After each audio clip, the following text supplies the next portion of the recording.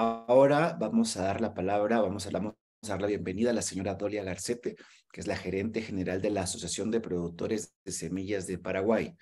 Dolia nos va a hablar de la observancia de los derechos de variedades vegetales en su país, en Paraguay.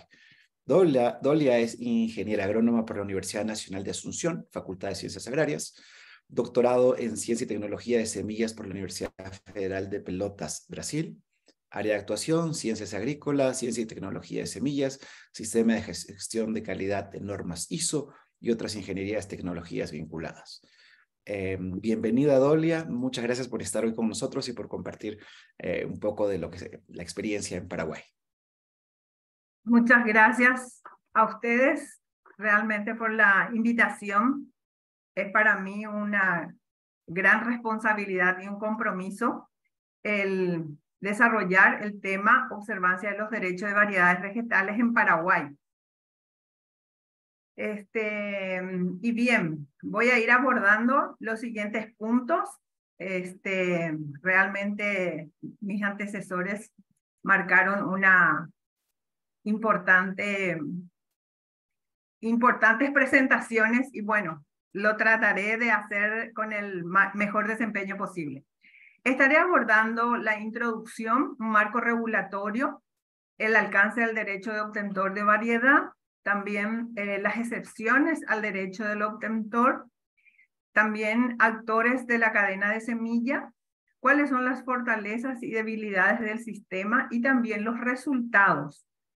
Por otro lado, en el punto 7 voy a estar desarrollando las situaciones del sector y por último el control de comercio y voy a estar proyectando algunos casos sobre control de comercio.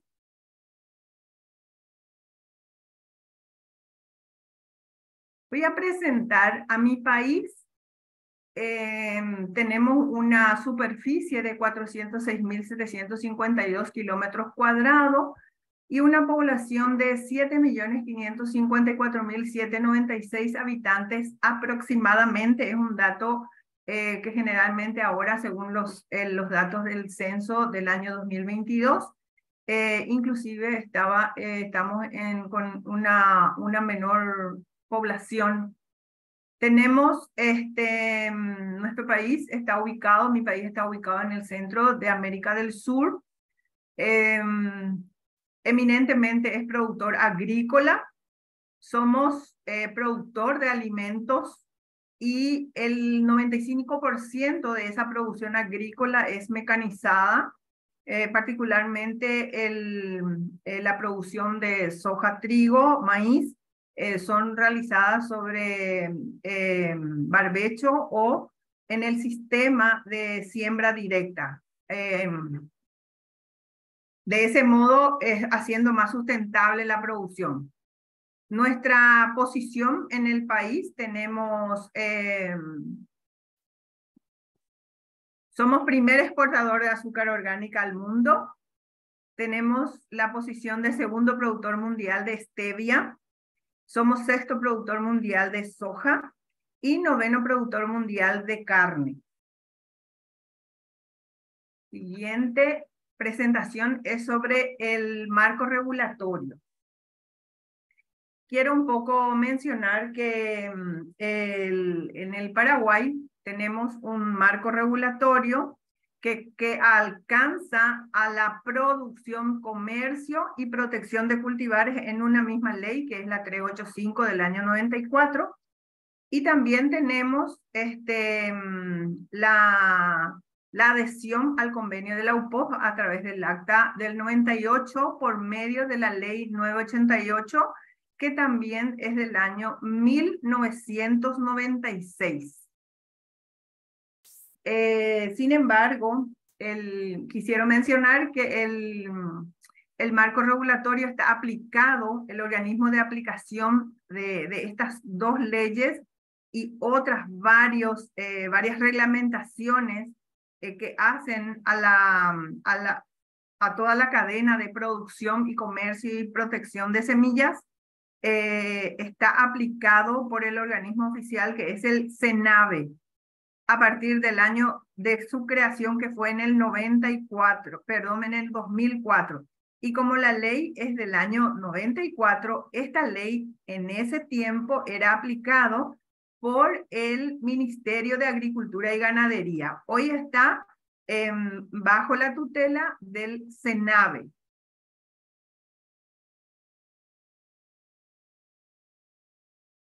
El alcance del derecho del obtentor en la ley de semilla establece que se requiere la autorización del obtentor para los siguientes actos: producción, reproducción, multiplicación o propagación con fines comerciales, acondicionamiento y almacenamiento con fines de reproducción, multiplicación o propagación comercial, oferta en venta, venta, comercialización o entrega a cualquier título, importación o exportación.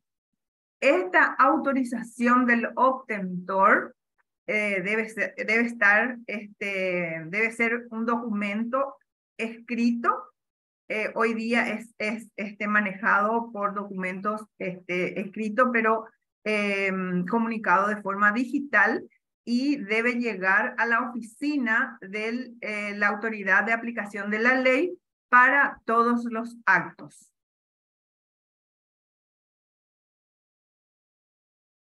La duración de la protección de los cultivares otorgada por medio de la ley 385, es de 15 años para las especies agrícolas, y para los vides y árboles es de 18 años. Quiero mencionar en este punto que los primeros títulos de obtentores que se otorgó en el Paraguay data del año 1999. La ley de semilla fue creada en el 94 y a partir del 99 fueron desarrollándose y otorgándose los primeros títulos de obtentor. Siguiente presentación, voy a hablar un poco de las excepciones al derecho del obtentor de variedad. El marco regulatorio establece dos excepciones. La primera es el privilegio del investigador, que establece que la protección sobre un cultivar no impide la utilización con fines experimentales o para la creación de un nuevo cultivar. Eso establece en el artículo 34 de la ley 385, y tenemos reglamentaciones legales también al respecto. Y el privilegio del agricultor, que como menciona, en donde establece que el agricultor que siembra y reserva semilla del cultivar protegido para su propio uso, o usa o vende como materia prima o alimento el producto obtenido de dicho cultivar. Esto lo establece en el artículo 35 de la ley 385/94, y tenemos también reglamentaciones complementarias sobre el punto. Es justamente en este punto, en el artículo 35, es lo que realmente tenemos ciertos abusos, en el sentido de estar haciendo la reserva de las semillas de variedades protegidas sin hacer la observancia del derecho del obtentor de esa variedad. Aquí voy a mencionar en esta placa los actores de la cadena de semilla en Paraguay. En realidad voy a mencionar los más importantes. Sin embargo, ninguno de los tres o ninguno de ellos pueden actuar sin estar en conexión. Y todos los actores cumplen un marco regulatorio que ya mencioné, y las complementarias que también tenemos en vigencia. Esas complementarias inclusive son reglamentaciones de ámbito regional que son aplicadas para el comercio en el caso de disposiciones establecidas para el ámbito Mercosur. Tenemos el actor que es la tecnología, que es el que desarrolla la tecnología y pone a disposición de los obtentores.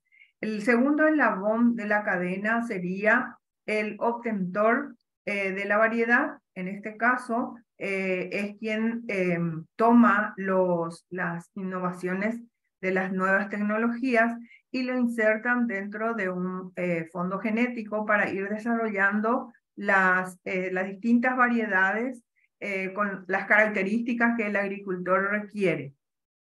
Y tenemos los multiplicadores. En el caso de los multiplicadores, son justamente los productores de semilla, que es el gremio al cual estoy representando, que lo nuclea en la APROCEM.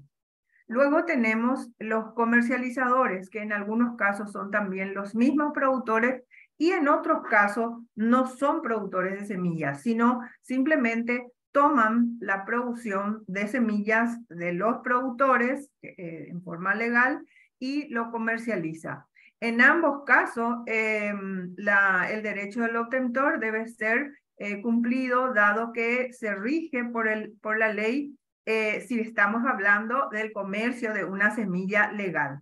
Luego, dentro de los actores también tenemos, por supuesto, el organismo oficial, el SENAVE, que es el que establece las condiciones legales para todo este efecto. También tenemos el sector académico, que también cumple un rol importante dentro de mi país, dado que también forman parte del actor de la cadena, tanto como obtentor y también como multiplicador. En ciertos casos actúan también de formadores. También tenemos la intervención del ámbito de la investigación. Los institutos de investigación, tanto público como privado, que también intervienen y son actores de la cadena. Y por supuesto, otros eslabones no menores también, importante como proveedores de servicios, logísticas, insumos, etc.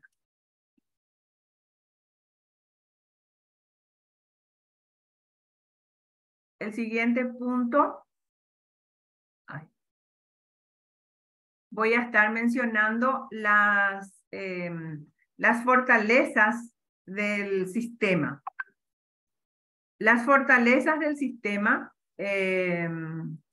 como menciono en estos puntos, tenemos un marco regulatorio aplicando en todos los aspectos. Tenemos una institución encargada de la aplicación comprometida con el cumplimiento.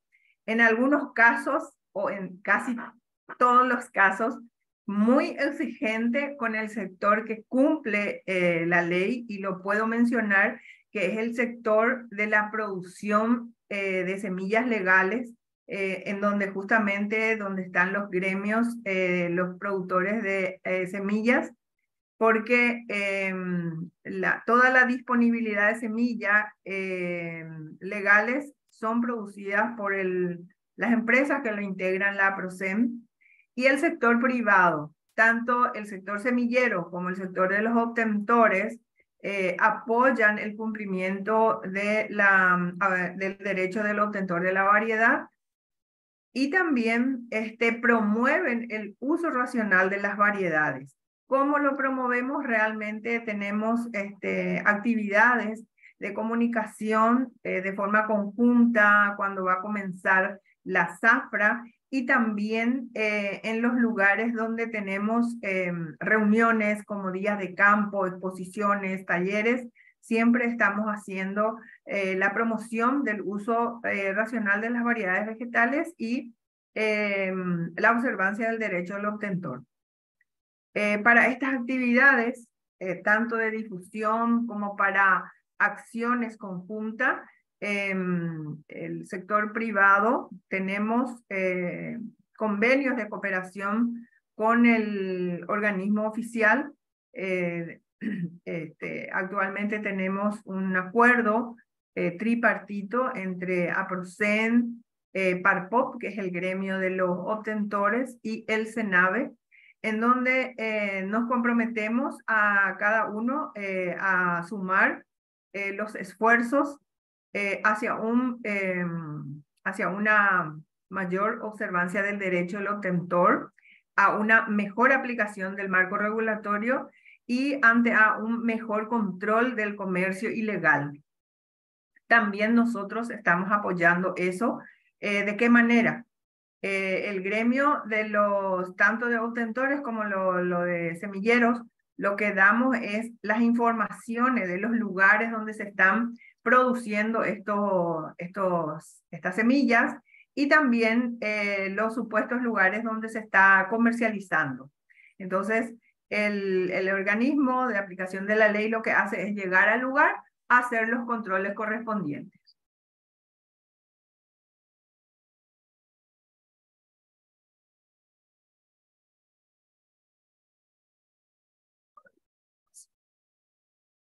Seguidamente tengo las fortalezas y tengo las debilidades. No me está corriendo.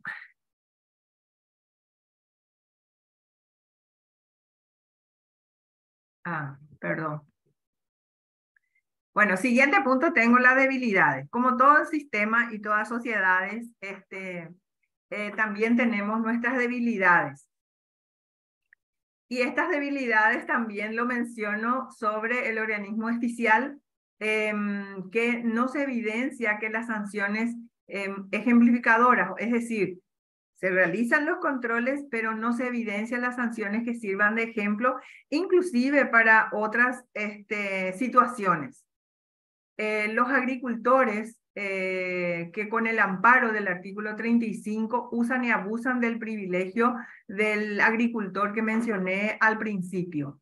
Entonces, realizan una producción de semillas con el supuesto privilegio contemplado en la ley y finalmente el producto de la cosecha va a una comercialización, ya sea una comercialización clandestina o incluso últimamente son comercializaciones muy bien formalizadas a través de redes, están utilizando también las redes sociales, las publicaciones digitales y otros. Falta un control de comercio donde exista conexión entre los actores del sistema, incluyendo el fisco, es decir, tributación.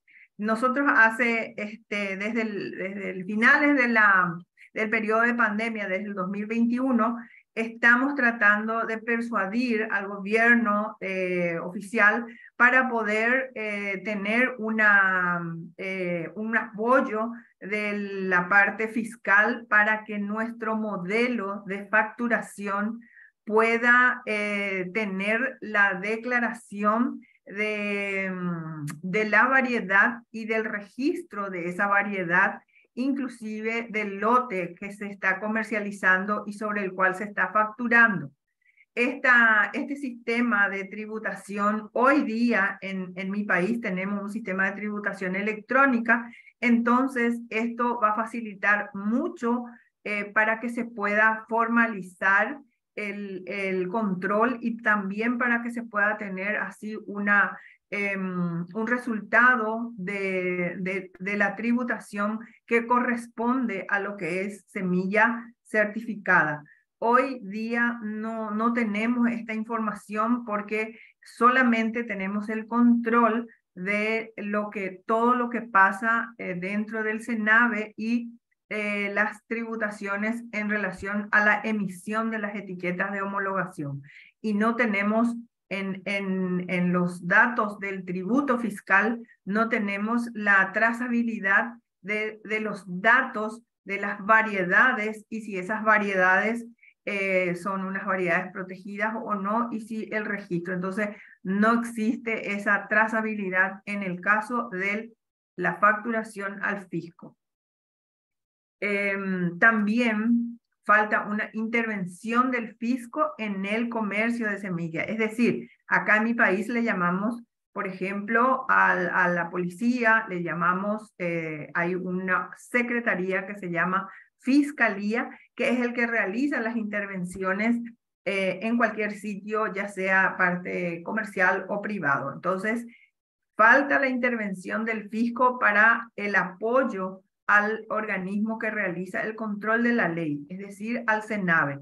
E incluso en algunos casos, nosotros tenemos el organismo que se llama MADES, que es la Secretaría del Medio Ambiente, que también en algunos casos intervendrían, dado que en mi país es realmente alevoso a veces el cruzamiento de materiales en el caso del maíz, y que realizan cruzamientos indiscriminadamente y que incluso puede ser perjudicial en el ámbito de la Secretaría del Ambiente.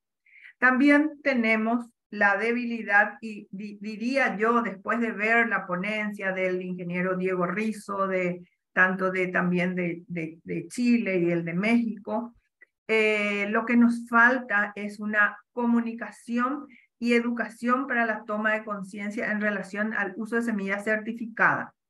En realidad tenemos, pero no es suficiente. Por más que lo hayan dicho que ninguno siempre es suficiente, que hay que sumar, sumar, sumar, bueno, nosotros también estamos en eso, pero sí necesitamos más comunicación, necesitamos fomentar la educación de la toma de conciencia en el momento de la compra de semilla, que sea una semilla certificada, que haya tenido todos los pagos correspondientes, ya sea a regalía, a canon, etcétera, etcétera. El siguiente punto justamente habla, en realidad, ¿qué razón me pasa? Estimada Dolia, perdón la Sí, interrupción, solo para sí. hacer poder avanzar con la agenda como estaba previsto. Si podemos terminar en 3 minutos, nos ayudaría podemos Claro. extendernos unos minutitos, ¿ya? No, Gracias. en realidad ahora justamente quiero mencionar con respecto a la comunicación. Nosotros hemos diseñado un cartel rutero en el cual mencionamos que las semillas certificadas son los que aportan al fisco y a la cadena productiva. Quiero mencionar que este fragmento de la semilla certificada en el Paraguay es de aproximadamente 35% en el caso de la soja y trigo. Y la demás fracción sería una semilla que no sabemos su composición. Entonces, el resultado tenemos una baja tasa de utilización de semillas certificadas, y tenemos, por supuesto, la competencia desleal en contra del sector de los productores de semillas leales versus semillas caseras. Bueno, el siguiente punto, lo que quiero mencionar es la situación del sector. Acá en este gráfico estoy presentando el grupo de especies en protección. Tenemos 19 grupos de especies y tenemos 228 títulos otorgados que están vigentes. Tenemos títulos de obtentores según origen. Tengo 48 títulos autorizados a nivel nacional, a obtentores nacionales, que viene a ser un 79%, y extranjero 180, que viene a ser 21%. Después tenemos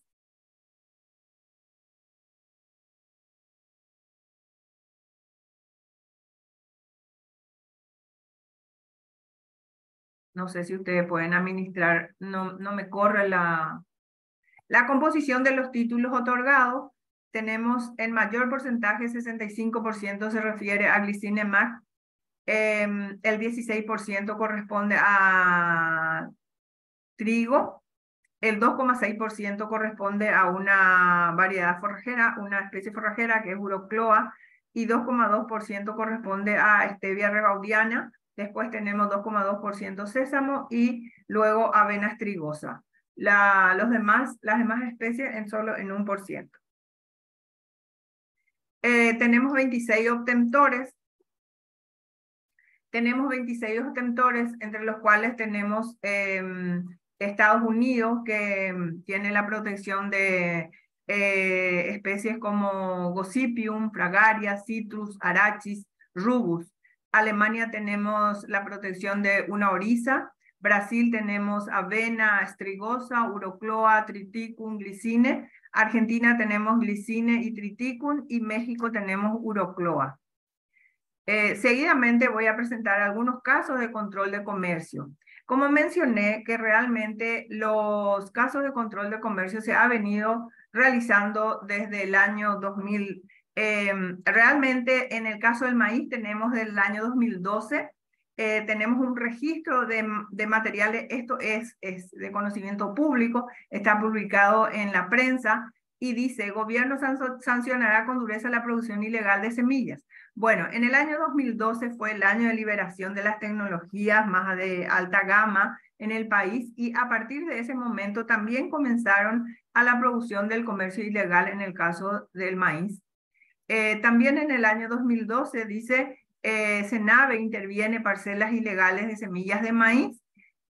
También tenemos, y esta misma práctica se fue realizando año a año. En el año 2019 tenemos que dice, destruyen producción ilegal de semillas de maíz en San Cristóbal. San Cristóbal es una zona que está ubicada en el departamento de Alto Paraná. Y también menciona la superficie y el mecanismo de destrucción que se utiliza. En el año 2021, el organismo oficial acá, en este caso, fue con apoyo de la Fiscalía, y se realiza el decomiso de varios productos que se estaban haciendo comercio ilegal, y entre ellos también distintas clases de semillas. Todas estas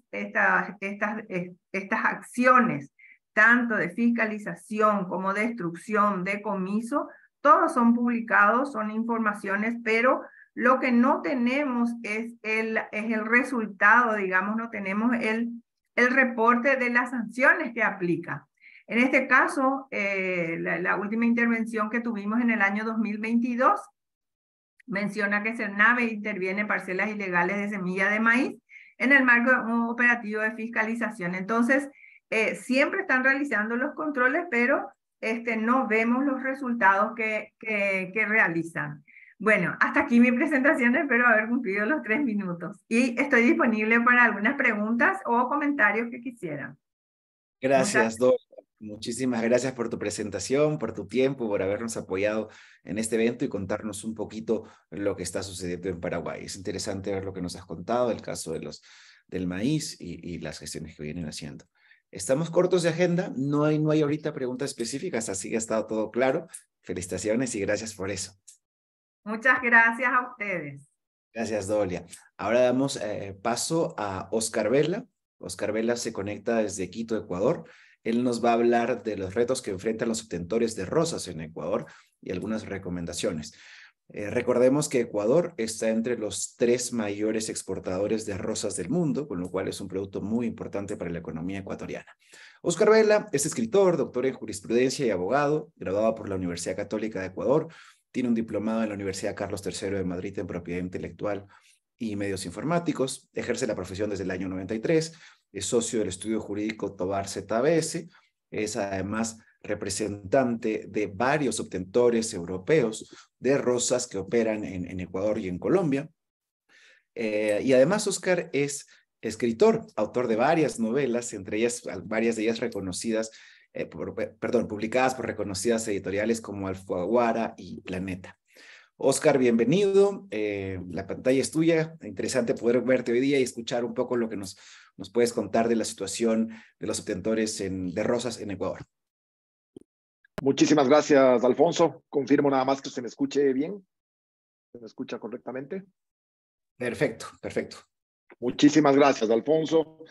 Bueno, primero quiero dar las gracias por la invitación a IPIQI, a todos los amigos que veo, algunos en la pantalla, a colegas y amigos además que me han precedido en el uso de la palabra y que van a seguir luego con este seminario. Muchísimas gracias. Un gusto verles a todos alrededor de este este tema tan importante. Voy a comenzar con el tema de esta ponencia de la que voy a hablar, y es los retos que enfrentan los obtentores en Ecuador y las recomendaciones que tenemos alrededor del tema de obtenciones vegetales. Especialmente me voy a centrar en el tema de ornamentales, precisamente por la razón expuesta por Alfonso. El Ecuador es uno de los principales productores y exportadores de flores del mundo, especialmente de rosas, pero también de flores de verano en general. Así que alrededor de esto les quiero hablar cuál es la situación, los retos que enfrentan los obtentores, la problemática general este momento en el Ecuador, uno de los países más importantes de producción y exportación de flores. Arranco contándoles un poco el antecedente para que se conozca algo. El sector florícola genera actualmente en el Ecuador alrededor de 105,000 plazas de trabajo entre directos e indirectos. Es un sector muy importante precisamente por esta razón en materia de empleo. Vamos a ver otros números. En la actualidad hay aproximadamente algo más de 6,000 hectáreas de flores sembradas en el Ecuador. El 70% de estas hectáreas son rosas. La calidad de la rosa ecuatoriana, por razones geográficas, de ubicación, de luminosidad, etcétera, es muy apetecida, muy reconocida en el mundo, y eso ha dado lugar a que aproximadamente, como digo, el 70% sean rosas. La industria florícola es además la que genera más divisas extranjeras entre las exportaciones no tradicionales del Ecuador, entre las que se cuenta evidentemente temas de hidrocarburíferos, petróleo, gas, banano y otros productos. Las exportaciones no tradicionales, la principal, y sobre todo en la serranía, en la zona andina del Ecuador, son las rosas. Voy a hacerles un pequeño antecedente que es muy importante para ver cuál ha sido la evolución o la involución, inclusive si es que se quiere ver, de la protección de las variedades vegetales en general en el Ecuador. En 1993, la Comunidad Andina de Naciones estableció su régimen común para la protección de derechos de obtenciones vegetales. La decisión 345 se mantiene vigente y el Ecuador evidentemente es uno de sus suscriptores. Ecuador además es parte de UPOV 1978. Este es un tema fundamental para lo que implica, lo que significa la protección de variedades vegetales en el país, y ahora lo vamos a ver. Este es uno de los hitos más importantes de la protección en el Ecuador. En 1998, la creación de la Ley de Propiedad Intelectual es la que cambia radicalmente la industria florícola en el Ecuador. Y la cambia desde el punto de vista de la protección. Era una industria en aquel momento todavía incipiente, naciente. Se había descubierto que las bondades geográficas del país daban efectivamente para la siembra, especialmente de rosas. Todas esas fotografías que están viendo ustedes allí son de rosas producidas, sembradas y exportadas desde el Ecuador. Y esto provoca un cambio radical en la industria. Provoca efectivamente la industrialización de la flor del Ecuador, de ser una actividad incipiente con la vigencia de la Ley de Propiedad Intelectual, que se adecuaba perfectamente a los convenios internacionales y a las necesidades de protección de la propiedad intelectual, da un giro radical. Y ese giro radical provoca que lleguen al país efectivamente una gran cantidad de obtentores de variedades vegetales ornamentales, especialmente. Entre ellos, los principales obtentores de rosas del mundo, que están aquí desde entonces, además radicados en Ecuador, con sus actividades básicas, no solo de obtención. La obtención normalmente se realiza en sus países originarios, pero sí de pruebas, de experimentación, de pruebas de campo y de selección de variedades en el Ecuador. Dadas las condiciones geográficas, los obtentores decidieron, cuando se contaba ya con una ley que protegiera efectivamente sus derechos en el Ecuador y que lo hiciera de forma efectiva, esto es algo de lo que vamos a hablar puntualmente, llegan al país y montan sus operaciones en el Ecuador, algo que no había sucedido hasta entonces. Todo el material de producción de rosas que ya existía en el Ecuador se importaba desde países especialmente europeos, también de Estados Unidos, pero también de europeos. Y aquí viene un punto de inflexión. Entre 1998 y el año 2016, cuando se cambia la Ley de Propiedad Intelectual por el código orgánico de la... Este tiene un nombre bastante complejo, ¿no? Muy adecuado a los tiempos que vivimos en materia legislativa. Un nombre que es ampuloso y que en realidad la gente lo ha derivado simplemente a mencionar el código de ingenios. Es en realidad el código orgánico de la economía social de los conocimientos, creatividad e innovación, una cosa bastante ampulosa que no tiene mayor sentido. La gente lo denomina el código de conocimientos. Este código de conocimientos reemplazó a la ley de propiedad intelectual en el año 2016 y desafortunadamente la reemplazó para mal. No tanto en la parte sustantiva, la protección, digamos, consta allí, todavía adecuada a los convenios internacionales vigentes, pero sobre todo sí la reemplazó en cuanto a la actitud del gobierno o de los gobiernos sucesivos respecto de la protección. Y eso es un poco lo que vamos a revisar en esta ponencia. A raíz de que los obtentores, voy a volver un momentito al año 98, de que los obtentores de variedades vegetales y especialmente de rosas deciden regresar, o más bien dicho, venir al país a montar sus operaciones de selección, pruebas de campo, etcétera, de variedades, entonces el crecimiento es gigantesco. La industria ecuatoriana de rosas depende desde entonces de las nuevas variedades que se introducen al mercado cada año. Y este es el punto diferenciador básicamente del sector de productor de rosas en el mundo. Nuestros principales competidores, Colombia y Kenia, básicamente Holanda, evidentemente, compiten sobre todo por un volumen enorme de producción y exportación de rosas al mundo. El Ecuador compite también con volumen, un poco menos que en esos países, pero sobre todo compite por su calidad y por la novedad de las variedades. Esas variedades que se prueban en el Ecuador, que se seleccionan en el Ecuador, que se manejan en el Ecuador, en la zona andina, son las que se introducen en primer lugar, normalmente, con prioridad, en el mercado mundial de las rosas. Y es la gran ventaja con la que cuentan los productores de rosas ecuatorianos. Esa es la gran ventaja diferenciadora de la producción de rosas del Ecuador. En consecuencia, desde entonces, año 1998, las rosas ecuatorianas se convierten en una de las más apetecidas en el mercado internacional, especialmente por tamaño de las cabezas, largos de tallos, los colores más vivos, etcétera, que dependen un poco de los factores agronómicos, geográficos, de luminosidad, etcétera, del país. Y vamos a hablar un poco de los retos. ¿Qué es lo que sucedió con este cambio de legislación? Hoy, los principales retos del sector florícola en el Ecuador, los voy a resumir en esta lámina, son estos. Primero, reducción de los costos de registro y mantenimiento de variedades. Costos de registros que son excesivamente altos, mucho más altos que los de nuestros competidores, nuestro vecino Colombia y los competidores alrededor del mundo. Y segundo, la protección efectiva de los derechos de propiedad intelectual de los obtentores.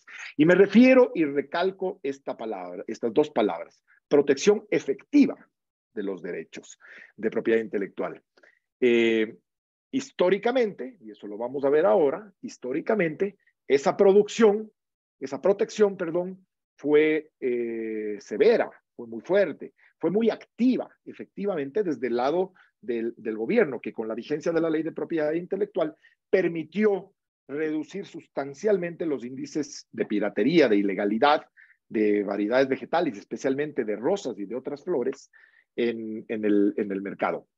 Eso se reduce sustancialmente, esa protección efectiva decae sustancialmente a raíz de la vigencia del nuevo código, el código denominado de ingenios. Y no decae tanto, como digo, por la parte sustantiva, por la norma que existe efectivamente y que, amparada además o sustentada además con los convenios internacionales vigentes, nos permite tener una protección legal lo suficientemente fuerte como para que los titulares de derechos de propiedad intelectual continúen en el país.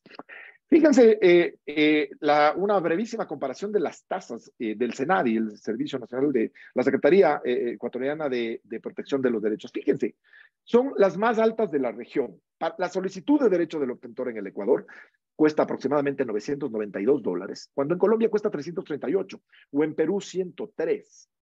El mantenimiento durante el primer año en el Ecuador de las variedades cuesta 857, en Colombia 128 y en Perú 61. Esa es una de las grandes diferencias. Y no me refiero, además, por el tiempo que tenemos, al mantenimiento durante la vigencia de las variedades, de entre 15 y 20 años, mantenerlas. Esta es una tabla que va creciendo y que termina siendo excesivamente costosa para el mantenimiento de las variedades frente a nuestro competidor. Este es uno de los puntos esenciales en los que estamos luchando, peleando, quienes representamos a los obtentores, las casas obtentoras en general, UPOV, IPIQUI, etcétera, todos los organismos en general, CIOPORA, hemos venido luchando para que esto cambie, para que se reduzcan estas tasas, tanto de solicitud como de mantenimiento, y permitan a los obtentores contar con registros muchísimo más adecuados a lo que implica, en definitiva, a lo que tienen nuestros competidores. Como les decía, fíjense aquí, desde 1998, la piratería de variedades vegetales en un proceso de algunos años. Yo he podido participar en este proceso desde aquel año. Ese es el tiempo que llevo en este tema con mi firma, Tovar ZBS, representando a varios de los obtentores europeos en el Ecuador, también de otras nacionalidades e inclusive obtentores ecuatorianos que han desarrollado sus actividades en los últimos años, especialmente con gran éxito. Se reduce sustancialmente la piratería, creemos que hasta niveles de alrededor del 10% en algún momento, en el mejor de los momentos de la protección de variedades, cuando había efectivamente la decisión de los gobiernos, de los estados, de aplicar esas normas con las que contamos hasta hoy. Sin embargo, desde la vigencia del COESI, año 2016, como yo les conté, ya no existe esa real protección y esa tutela de los derechos, aun cuando cuentan con las normas que lo permiten hacer, no existe la decisión. Y este es el tema clave de esta explicación. La creación de este código de ingenio, que se adapta mínimamente, y este es un tema importante, mínimamente a los convenios internacionales, pero que de todas formas serviría para proteger efectivamente los derechos de propiedad intelectual, ya no cuenta con la decisión, sobre todo gubernamental, y estoy hablando de varios gobiernos, con la decisión de proteger de forma real y efectiva los derechos de propiedad intelectual, en términos generales y en particular en este punto. Esa decisión va decayendo en los últimos años hasta llegar hoy a un escenario en el que aproximadamente calculamos, quienes trabajamos en este sector, que la piratería de rosas especialmente, acuérdense que de las 6.000 hectáreas, el 70% aproximadamente son rosas, más de 4.000 hectáreas de rosas, está en alrededor del 20% del total de plantas sembradas en el país. ¿Qué es lo que sucede hoy día en la práctica? Contamos con las leyes, contamos con las normas, contamos con los convenios internacionales vigentes, pero no existe la decisión para controlar efectivamente la piratería. Y es una decisión de gobierno, es una decisión hoy del SENADI, de esta secretaría. Nosotros acabamos de inaugurar un nuevo gobierno y evidentemente las expectativas de todos los que trabajamos en este sector se centran en que cambie esto, en que cambie este punto concreto, que ahora sí efectivamente se realicen inspecciones o tutelas administrativas de control de la piratería, de la proliferación de plantas ilegales, que se realicen efectivamente acciones para que esa piratería se reduzca considerablemente y disminuya así esta suerte de competencia desleal que se ha dado entre los productores ecuatorianos. Entre esos productores, del 80% legales, que cumplen además a cabalidad la normativa ambiental, legal, laboral, etcétera, y que cuentan además con gran calidad para meter su producto en el mundo, como se lo ha venido haciendo en los últimos años, tienen como uno de sus principales competidores a este porcentaje de florícolas ilegales, nuevas, recientes, probablemente en muchos casos con problemas inclusive de manejo laboral, de manejo ambiental, que se amparan en la inacción de los gobiernos sucesivos. Esperemos que este sea el cambio que esperamos ahora con este nuevo gobierno, de inacción respecto de la protección. Y yo he citado aquí dos causas. La primera, temor. Desgraciadamente, esto es algo que hay que hablar. Ha habido temor, y nos lo han dicho las autoridades de frente a las acciones, frente al requerimiento de intervención del Estado, de acciones de inspección, de control de piratería, de inventarios efectivamente manejados a través del Estado. Ha habido temor de realizarse por amenazas, por cuestiones de seguridad que hoy día son un problema todavía en el Ecuador, es un problema que además ha crecido en los últimos meses, y además por la ausencia de voluntad para proteger efectivamente esa propiedad intelectual. Ausencia de voluntad porque no existen respuestas concretas a los pedidos permanentes de protección general a los derechos de propiedad intelectual y en particular al tema de las flores.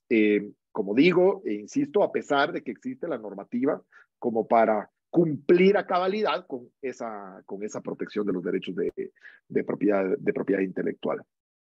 Las actividades que se vienen realizando, en consecuencia, son las actividades que realizan nuestros clientes, nuestros amigos, obtentores en general, los abogados, los despachos que se dedican a este tema, como el nuestro, en representación de los obtentores, que hacen un trabajo titánico, verdaderamente, para proteger, para controlar la piratería, a través de una serie de actos, de inventarios privados, evidentemente, de solicitudes, de requerimientos de inventarios, de verificación del número de plantas, de control y de manejo de licencias, un manejo que se ha venido extendiendo a lo largo de los años, es parte de lo que dedicamos en nuestro despacho y a lo que se dedican buena parte de los obtentores y quienes manejan las representaciones de los obtentores en el Ecuador, al control privado de sus sembríos, de la producción de los floricultores ecuatorianos, del licenciamiento, de las ventajas de la licencia, es decir, convencer y notificar y hacer seminarios y dar charlas a los productores, sobre todo a los que no han estado en la ruta esta de la legalidad, de las conveniencias de tener una licencia, de la asesoría técnica, de el poder contar efectivamente con el obtentor al lado como uno de los socios principales suyos en la producción de rosas o de flores en general, para poder vender un mejor producto, para ganar en precio en el mercado, etcétera.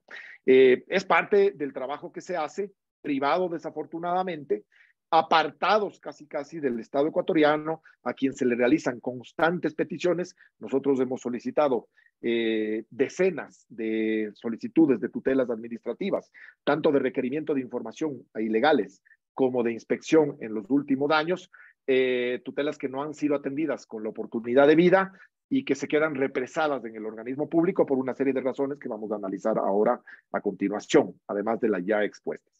Fíjense que hay un dato importante, porque se apela, se dice normalmente aquí desde el lado del despacho, desde el SENADI, que maneja y que tiene la competencia de propiedad intelectual, dice que es un problema presupuestario, y efectivamente lo es. Hay algo que es importante aquí resaltar. El SENADI, este organismo que reemplazó al IEPI de la Ley de Propiedad Intelectual, hoy día llamado SENADI, es una institución que recauda más de 13 millones de dólares al año por tasas de registro. Ya vemos que esas tasas de registro son excesivamente altas, al menos en lo que concierne a flores y a variedades vegetales en general. Recauda más de 13 millones de dólares, pero el gravísimo problema es que el Estado ecuatoriano le devuelve al SENADI de su presupuesto algo más de 3 millones de dólares. Esos 13 millones que se recaudan de tasas y registros, que los pagan nuestros clientes, que los pagan los obtentores y en general quien registra sus derechos de propiedad intelectual en todas las ramas, de esos, eso ingresa a la que se llama la cuenta única del Tesoro Nacional, entra al erario del fisco y el fisco devuelve para el control, protección, mantenimiento, etcétera, del SENADI algo más de 3 millones de dólares. Un valor absolutamente insuficiente, es cierto, para el manejo y control para realizar efectivamente una tutela de derechos de propiedad intelectual. Y este es uno de los inconvenientes que se lo ha resaltado, que se lo ha comunicado, que se ha conversado muchísimas veces con los gobiernos respectivos, pero que aún se mantiene en deuda respecto del gobierno. El incremento presupuestario es básico para el mantenimiento y crecimiento de la real tutela efectiva de los derechos de propiedad intelectual. Aquí lo comento, a pesar de que las tasas de registro y mantenimiento son las más altas entre los principales competidores del mundo, SENADI no logra proteger efectivamente los derechos de propiedad intelectual de los obtentores. Hay un retraso enorme en el despacho de tutelas, de acciones, de requerimientos. Ni siquiera voy a mencionar lo que sería una obligación del SENADI, que es la tutela o la protección de oficio de los derechos de propiedad intelectual. En materia de rosas, esto debería ser el día a día del SENADI, el control de oficio. No se ha realizado jamás, evidentemente, sino solo a petición de parte y por iniciativa privada, que es en donde recae hoy día todas las acciones de protección que nosotros llevamos a cabo respecto de esta materia desde hace más de 25 años. Hoy, desgraciadamente, como digo, sin contar con la protección real del Estado. Las tutelas que antes, esto es un tema importantísimo que demuestra lo que sucedió con el cambio de la ley, pero sobre todo con la decisión de dejar un poco laxa la protección a los derechos de propiedad intelectual de parte del Estado.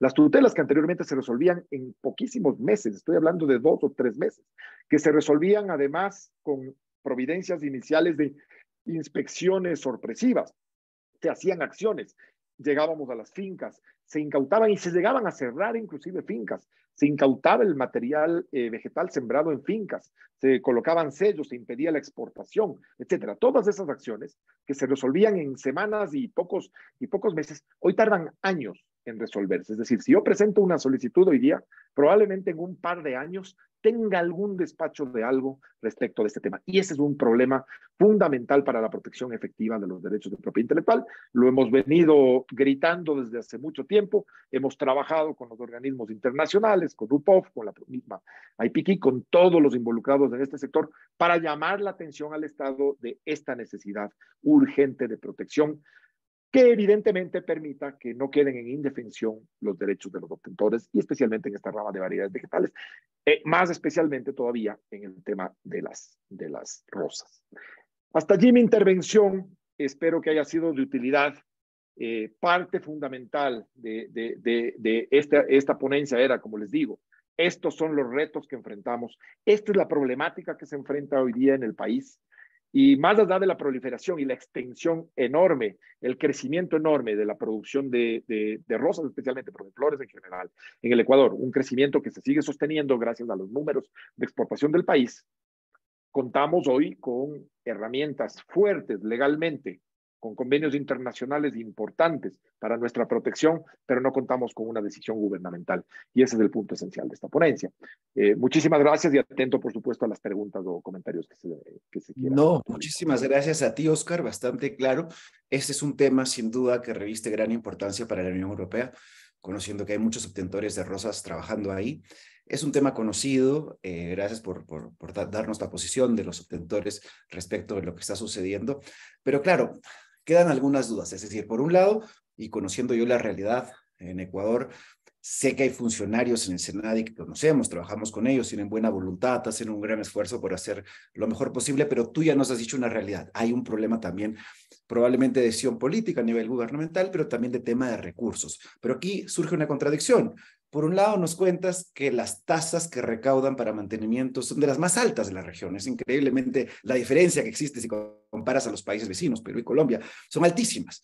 Y esas tasas, en teoría, deberían quedarse en el SENADI para que puedan tener los recursos necesarios que les hacen falta para atender las acciones legales con mayor agilidad, tener el presupuesto para poder movilizarse a las zonas necesarias, y esto no ocurre. ¿Es legal que este dinero, que es una tasa por un servicio que presta, es legal esto, o que es que se quede el dinero en las arcas del Estado y no reviertan al SENADI para que a su vez den un mejor servicio? Como, no sé, en la mañana escuchábamos más temprano como en Chile y México sí que hacen acciones de oficio, esto en Ecuador no existe. ¿Es legal esto que está pasando? ¿Hay algo que se puede hacer ahí? Gracias, Alfonso, por tu pregunta. Conoces muy bien el sector y el mercado, además. Bueno, a ver, si bien esto puede rozar la ilegalidad, no lo hace definitivamente. Y todo termina constituyéndose, configurándose en un problema de decisión política. Efectivamente, las tasas son las más altas, pero no se registra todo lo que se debería registrar. Si reduces las tasas y las haces más competitivas, probablemente los obtentores lo que harán es registrar muchísimas más variedades e incrementar inclusive ese valor del que hablamos de aproximadamente 13 millones de dólares de recaudación al año por tasas de registro y mantenimiento, incrementarlo. Pero evidentemente, volvemos a la decisión política. Dependemos de que ese dinero que debería servir para la protección real y efectiva de los derechos de propiedad intelectual, además consagrada en la Constitución, otorgado como competencia al propio Senari, es decir, consagrada en la Constitución como un deber del Estado, que se está incumpliendo, eso debería volver o quedarse permanentemente en el Senadi para esto, para tener mayor personal, para lograr una real protección efectiva y cumplir así con los convenios internacionales de los que somos suscriptores, con los acuerdos comerciales que estamos negociando con Unión Europea, con Estados Unidos, etcétera, con varios acuerdos comerciales que tenemos. Porque parte fundamental de ese cumplimiento es esto, es la protección efectiva y real de la propiedad intelectual en términos generales.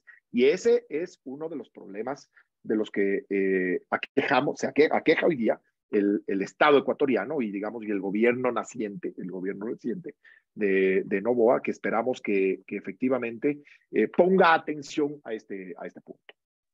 Gracias, Oscar. Ojalá la situación mejore. Del lado de IPKey también colaboramos en lo que es posible. En mayo de este año llevamos un evento, un seminario a la región de Cayambe, Tabacundo, a la zona donde hay la mayor producción de rosas, tratando de ayudar en la difusión de los derechos. Y llevamos a dos expertas, una peruana y una colombiana muy prestigiosas, para tratar de que el sector se entienda mejor la importancia y los riesgos que corren quienes explotan, en este caso variedades de rosas, sin contar con la respectiva licencia o autorización. Muchas gracias, Oscar, por tu presentación y por el apoyo para este evento. Muchísimas gracias, Alfonso. Gracias a IPKey, a los buenos amigos que efectivamente trabajan con nosotros de la mano en esta iniciativa privada de todo lado para intentar controlar el tema de la piratería. Muchísimas gracias por todo. A ti, Oscar, un buen día. Gracias. Ahora vamos a dar la palabra y voy a hacer un esfuerzo especial por tratar de pronunciar bien su nombre, es Sjoerd Bijl. No sé si lo he dicho bien. Él nos acompaña desde Países Bajos. Es importante decirles a las más de 350 personas conectadas ahora que él hará su presentación en idioma inglés. Él está basado en Países Bajos, pero ustedes pueden en el Zoom cambiar el idioma porque tienen traducción al portugués y al español. Si dan clic en la parte inferior donde está el mapa, un círculo que representa, digamos, el mapa del mundo, ustedes pueden escuchar, pueden seleccionar si quieren escuchar el audio original, que en este caso será en inglés, o poner inglés, portugués, español. Yo les recomiendo que pongan ahora español quienes no entiendan el idioma inglés. Vamos a presentar a continuación a nuestro siguiente panelista. Él es especialista en políticas de propiedad intelectual en Plantum, la Asociación Holandesa de Obtentores y Cultivadores de Obtenciones Vegetales. Como especialista en propiedad intelectual, su atención se centra principalmente en la protección de variedades vegetales en los Países Bajos y la Unión Europea, y participa activamente en varios debates internacionales y nacionales para mejorar la legislación y las leyes de implementación sobre protección de variedades vegetales. Gracias por estar aquí, a pesar de la diferencia de horario con Europa y a pesar de que estamos unos pocos minutos tarde en agenda. Por favor, adelante. Yes, thank you. I hope that you can hear me. I'll quickly turn off my sound so that I don't hear the interpreter. Yes, thank you. So my name is indeed Sjoerd Bijl, and I work for Plantum, the Dutch Association for Plant Breeders. Good evening, I should say, because indeed in Europe it is now 6 o'clock. And I'm very happy to see such big attention to this important topic, because frequently I think the enforcement of plant variety rights is not something that gets a lot of attention while it is very important. So I'm very happy that I've been asked to join as speaker and give my view on the topic of the importance of PVP. A lot of other speakers today and also tomorrow have, of course, already discussed a lot of enforcement aspects that are important. So I see it perhaps as my role here to also have a bit of an overview and to see from the perspective of plant breeders and also specifically of Dutch plant breeders, why is it so important that this system is effective and strong? So that is an introduction. Over here is my first slide. You can see a small map of the Netherlands and also to show a little bit of a comparison, that the Netherlands is only 41,000 square kilometers, which is 10,000 square kilometers smaller than Costa Rica even. So it's a pretty small country. Yet we have a lot of members active in the field of plant breeding in the Netherlands. And they are active in all crop types. So that's agricultural crops, but also ornamentals and vegetables and fruits and pretty much everything that you can imagine. If it's a plant and you can breed it, then we represent it. And that brings me also to the next slide, is the relevance of the Dutch sector, because it has a global relevancy. The numbers that you can see here as relates to the export value and also the number of jobs, this is important to understand that this is just talking about the Dutch jobs and the Dutch export value and just also of plant breeding. When you take into account the worldwide value of the sector of plant breeding, when you also take into account all the sectors that are dependent on our companies, you have to compound these values by multiple orders of magnitude. So these numbers are actually quite small when you take into consideration the value of the sector at the end of the chain. What you can also see here is that there's currently, I checked it, more than 10,000 varieties protected in the Netherlands. And when you look at the European level, there's, I believe, about 30,000 varieties protected in the EU, over 9,000 of which are from Dutch companies. And you can also see that in the yearly application numbers, that around 1/3 of all EU PVP applications are from Dutch companies. And I think this is also the reason why you're listening to a presentation from a Dutch person right now, when it is, of course, a seminar aimed at Latin America. I think that this kind of explains why I'm here. Also, when you look at the societal aspect of the importance of our sector, I think you can pretty much say that plant breeding in general contributes to pretty much all UN Sustainable Development Goals, because it helps combat the effects of climate change, but it also helps, of course, adapting plant varieties to the new realities faced because of climate change. We can breed varieties that are more resistant to certain diseases and more resistant to salination and droughts and that sort of things. And that allows you to create a better yields with smaller amounts of area, of arable land. So now that seeing the importance of plant breeding, of course, you asked the question of what do we need to do in order to make sure that plant breeding can proceed and that it is safeguarded in the future as well, that we can continue to do our work. And I think that one of the key pillars here is plant variety protection. Of course, there are other things that need to be worked out, seed law in general, marketing regulations, and also, of course, the general court systems in countries should be pretty good. But I think that if you don't have a good plant variety protection system in a country operational, this will severely impact negatively the desirability of your country for plant breeders. So it is definitely, I think, a prerequisite. Maybe from the Dutch point of view, a little bit of a history of how our sector grew into what it is today. At the end of the 19th century, plant breeding became a separate profession because before the late 1800s, I guess, plant breeding was mainly performed by farmers as a side activity. Their main activity was farming and was producing potatoes or whatever.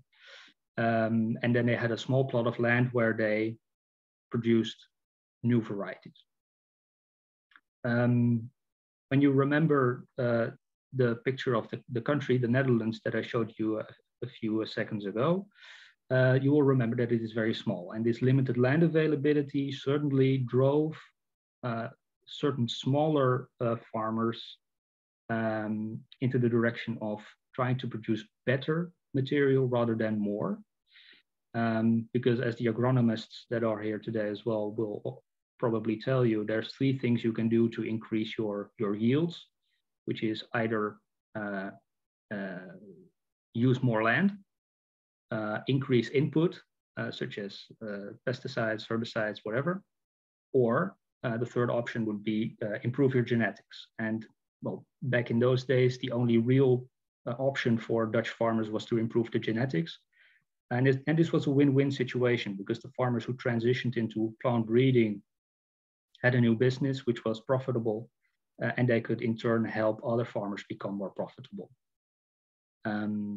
This does, however, lead to a new problem, which is that plant material is, of course, very often also capable of being used as propagating material. And this created a problem where, to stick with my potato analogy, when you take a potato and you sell it to a consumer and he eats it, then the next day he has to come back for another one. But when you are a farmer, a seed potato farmer, and you sell a potato to a farmer, then he can use the yield that he gains with that potato as seed the next year. So he doesn't necessarily need to come back to you. And if it's a good farmer, he might be able to do this a couple of years in a row. So in effect, what you're doing is you're changing from selling a product, a physical product, to selling intellectual property. And this led to the desire to get a new intellectual property system, because it was pretty early on in the 20th century now decided that there was no existing IP system that was capable of protecting plant varieties. In this presentation here, I said that patents were considered inadequate, and therefore a sui generis system was required, which in the end became the PVP system. And in the Netherlands, we have this since the Kwekersbesluit of 1941.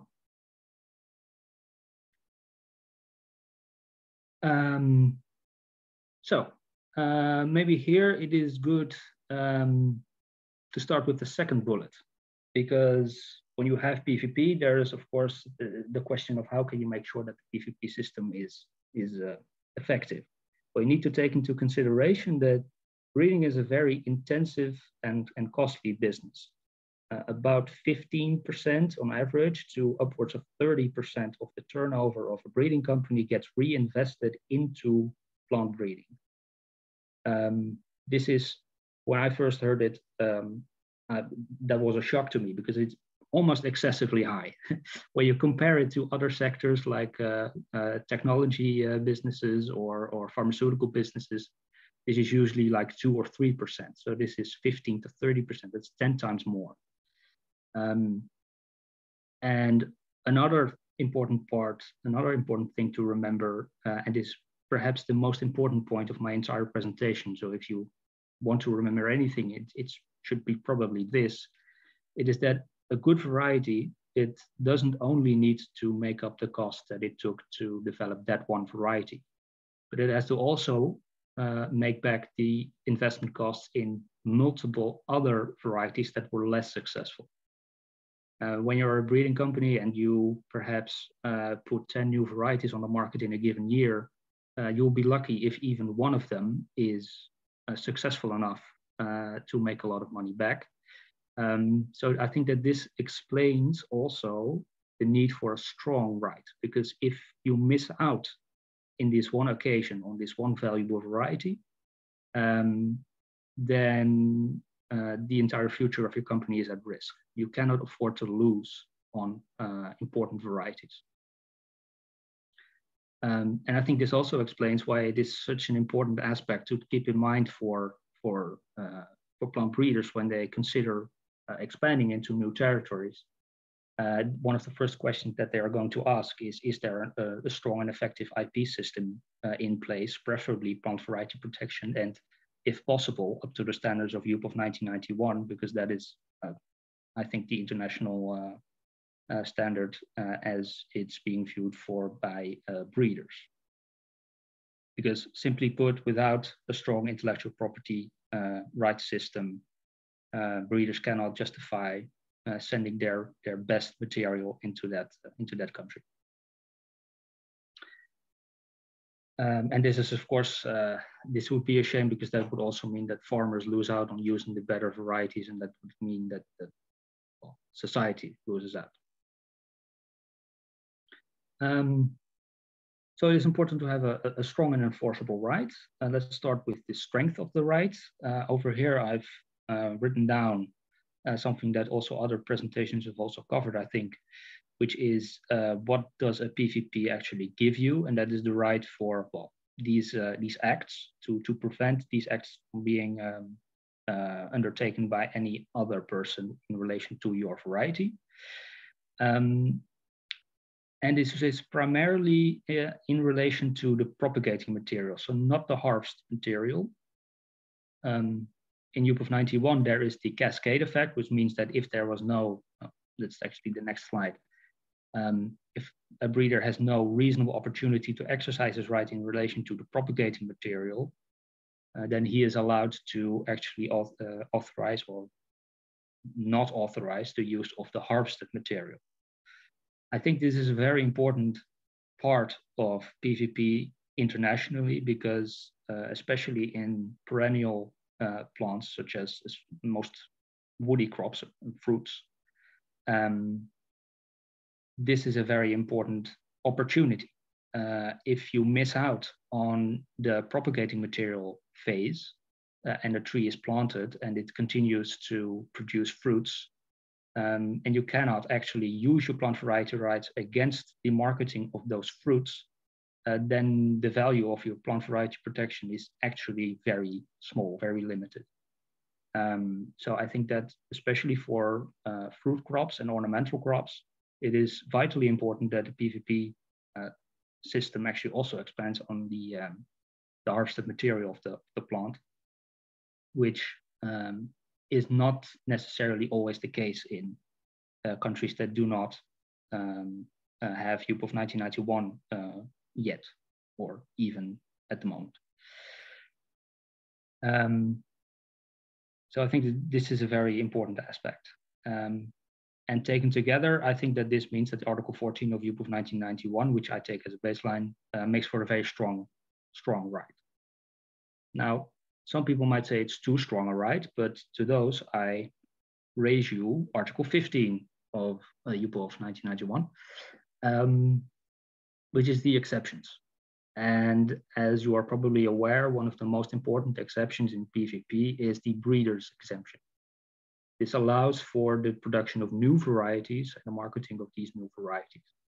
In this sense, I think that PVP is probably, when you compare it to copyrights, patents, trademarks, whatever, one of the best balanced IP rights, because it is a form of open source innovation, you might say. And I can honestly say that because of that, PVP drives innovation forward without actually putting the brakes on it on the other end.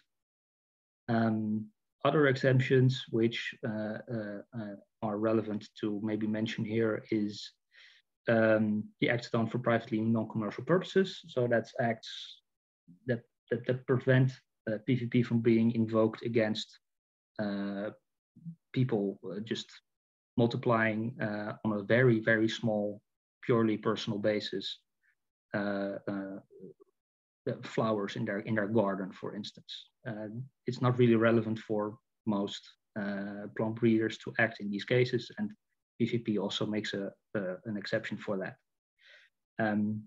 There's also an optional exemption, of course, in 1991, which is the farm-saved seed exemption, which creates some flexibility for UPOV member states to cater to the needs of the local communities as it relates to the farmers' use of mostly agricultural crops. I think that these exemptions together make sure that there is a good balance between, at the one hand, the strength of the PVR, with, on the other hand, the need for further innovation and reasonable interest of society. So in that respect, I think that it really serves the purpose of IP really, really well. And then I think concluding, there's also a lot of strength in harmonizing this approach. Because when I look at our members, our Dutch companies, they have become very familiar with the UPOV system, and specifically the UPOV 91 system, but in lesser extent, I think also the 78 system. And they recognize it as a strong and balanced IP system. Not to say that it is perfect. Even in, for instance, the Netherlands and the European Union, we have some implementations that actually go beyond UPOV 91. For instance, the term of protection is not 20 years for most crops and 25 for some woody crops, but it is 25 for most crops and 30 for most woody crops. So it allows for a little bit more of time to recoup the investments, which I will recall is very important, because it is vitally important that the work of plant breeders is rewarded properly, so that they can reinvest again 15 to 30% in their further breeding. So one of the key things that most companies look to when they expand is, what is the PVP system in place? Is it UPOV compliant? And is it then UPOV 78 or UPOV 91? And if it is 91, then that is a much better sell to those companies, because it instills them with the confidence that if there is a problem, they have a strong right that they can fall back on. And it is also ease of use, which is important, because if you are familiar with the system in the Netherlands and it works similarly in Ecuador, then that's very useful, because you already have a lot of experience with the system. Final words, of course, it is still very important that other legislation is also taken into account, because even when you have a perfect PVP law in place, even when the plant variety right on paper is perfectly strong, you need to be able to enforce it. And that's why I'm very happy that this seminar is taking place today and tomorrow, because it shows that there's a lot of interest in improving the enforcement capabilities. I'm very happy to have been invited here, and I'm also very happy to see the presentations of the other contributors, because it shows that this is a topic that is being taken very seriously. And I hope that we can learn from each other as well, because there's a lot of things also that in the Netherlands we could probably improve. So I've been very interested to listening to the other contributors. Thank you for your attention. I tried to keep it short because we were, of course, getting out of time a little bit. If there are any other questions that we don't get around to solving today, I've got my contact information on this slide here. You're always welcome to contact me with that email address. And otherwise, I'll be happy to take questions now if there are any. Otherwise, speak to you later.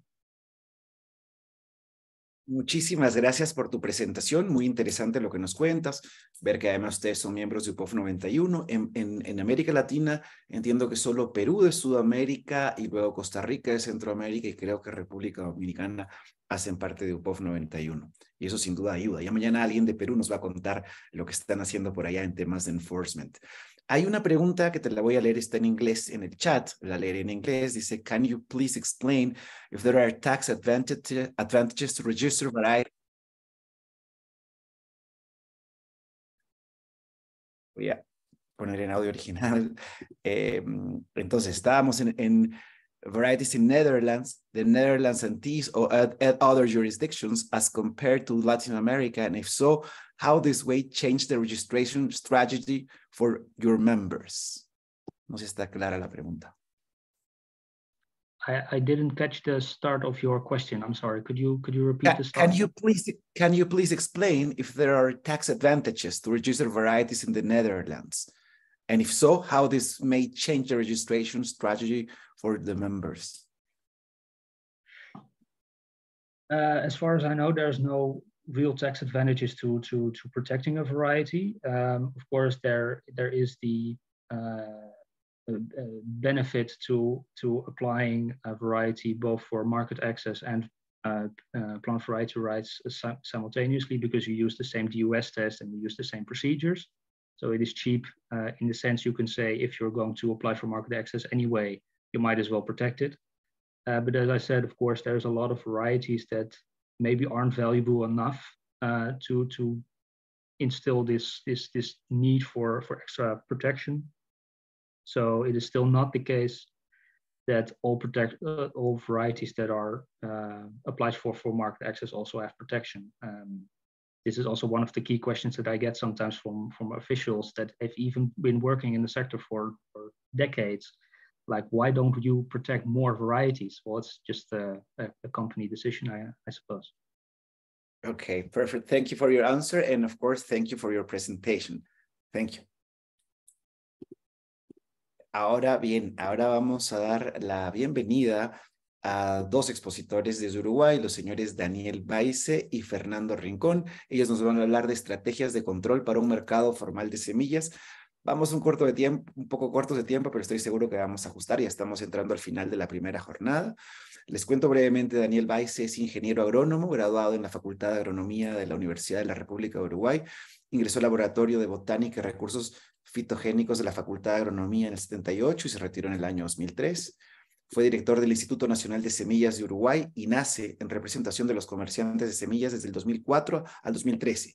Gerente de la Cámara Uruguaya de Semillas desde el 92 hasta abril del 2015 y desde mayo del 2015 a la fecha es el director ejecutivo del Instituto Nacional de Semilla.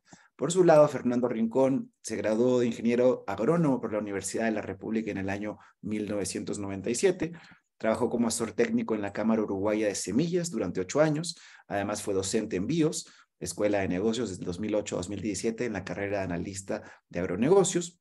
Desde mayo del 2017 es gerente de control de comercio de INASE. Es responsable de planificar, organizar y asegurar la ejecución de todas las actividades relacionadas al control de las normas para el comercio de semilla nacional e internacional. Bienvenidos entonces, Fernando y Daniel. Adelante, por favor. Muchas gracias. Es un placer estar con ustedes en esta tarde. Tarde para nosotros, creo que para ustedes están ahí. Bueno, es un gusto. Vamos a tratar de economizar la mayor cantidad de tiempo que podamos para ver si recuperamos ese desfasaje.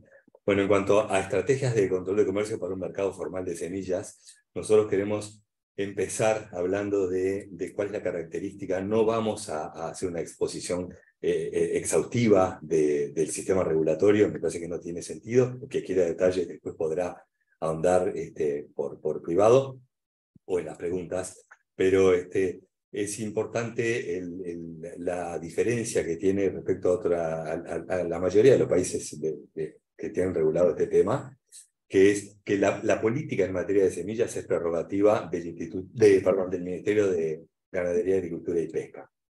Y el Instituto Nacional de Semillas es un instituto que se rige por el derecho privado, es un instituto público de derecho privado, que es el responsable de ejecutar la norma y actuar en asesoramiento al Ministerio de Agricultura en materia de semillas. O sea, somos los responsables ante la norma de semillas. Nos regimos por el derecho privado y eso es bastante, si quieren, bastante, por más que INASE tiene más de 25 años, pero es novedoso, me parece, para lo que es este tipo de instituciones a nivel mundial. En cuanto a nuestros objetivos por ley, fomentar la producción y el uso de la mejor semilla con identidad y calidad superior, comprobada, estimular el desarrollo de la industria nacional semillerista, apoyar la obtención y el uso de materiales fitogenéticos nacionales o extranjeros que se adecúen a las condiciones de nuestro país, proteger las creaciones y descubrimientos fitogenéticos, también otorgando los títulos de propiedad, impulsar la exportación, fiscalizar el cumplimiento de la norma legal en la materia, y esto es lo que viene al caso en esta reunión, y proponemos el dictado de normas sobre producción, certificación, comercialización, exportación, importación, sobre la protección de las creaciones y descubrimientos fitogenéticos. Como ven, son los objetivos en materia de semillas de cualquier órgano de regulación. En cuanto a cómo venimos operando, nosotros tenemos una vocación fuerte en cuanto a la necesidad de exportación, o sea, es un país muy pequeño. Recién escuchábamos a Países Bajos, y bueno, andamos ahí, creo que somos un poquito más chicos todavía. Pero bueno, entonces tenemos que proyectarnos para afuera. Ahí entonces estamos en el esquema de certificación de semillas de la OSD desde 1988, acreditados para certificar en ese esquema. Somos miembros de la UPOV desde 1994, pero los derechos de obtentores vegetales están en nuestra normativa desde el año 81, por ley. También, por supuesto, somos parte de la Comisión de Semillas de Mercosur, desde que se gestó Mercosur en el 94. En cuanto a lo que es certificación física y fisiológica de semillas, somos el único laboratorio acreditado ante la ISTA y STA, también organismo de referencia a nivel internacional. Y también certificamos en el esquema de la Unión Europea, que es muy similar al de la OECD, pero tiene algunas peculiaridades diferentes que, bueno, con esto entendemos que tenemos un marco completamente adecuado para poder hablar el idioma que quiera hablar cualquier país que quiera intercambiar, tanto producir en Uruguay, instalarse, o como adquirir productos nuestros en cualquier lugar del mundo. Y a eso hay que atar el enforcement, o sea, el cumplimiento, la defensa que hacemos nosotros del sistema y de los derechos de los obtentores, que es de lo que va a hablar Fernando con números concretos, ¿no? Cabe aclarar que nosotros estamos en UPOV por el acta del 78, pero tenemos en varios artículos un upgrade hacia 91 en cuanto a duración de la protección, año provisional, tenemos reglamentado el uso propio, como lo habrán escuchado por Diego hace un rato. Y esta es la clave, o sea, el organigrama parece un poco complejo, pero bueno, les decía, el Ministerio de Agricultura, perdón, el instituto se rige por una junta directiva, ese órgano que figura al centro, y esa junta directiva tiene 5 miembros nada más, y es el órgano de